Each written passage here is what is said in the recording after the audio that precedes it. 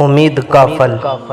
ایک شہزادہ شکار کی نیت سے گھومنے گیا تو اس نے ایک بوڑھے میاں کو دیکھا جو ایک نیا باغ لگا رہا تھا۔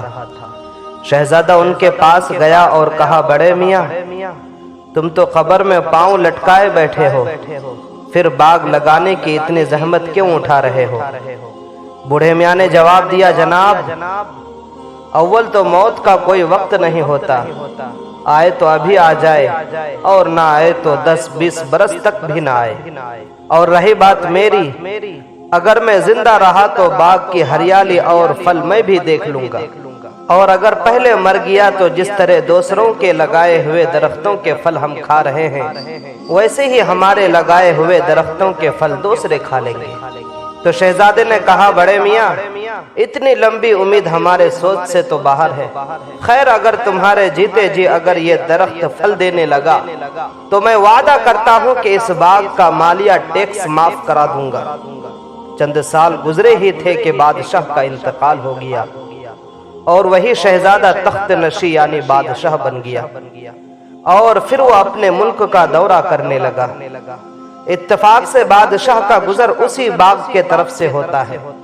باغ کی ہریالی اور پھلوں کا انبار دیکھ کر بادشاہ نے کہا، یہ باغ کا مالک کون ہے؟ اسے ٹیکس دینا ہوگا۔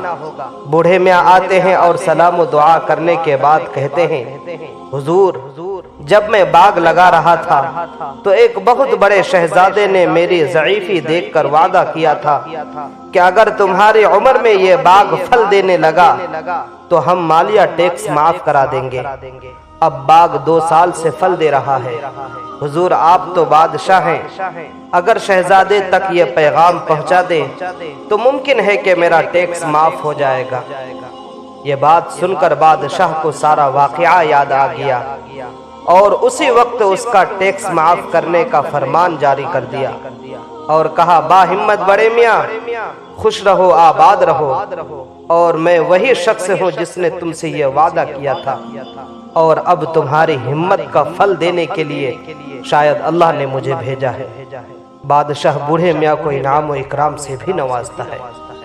تو دوستو آج آپ نے اس کہانی سے کیا سیکھا؟ کومنٹس میں ضرور بتائیں۔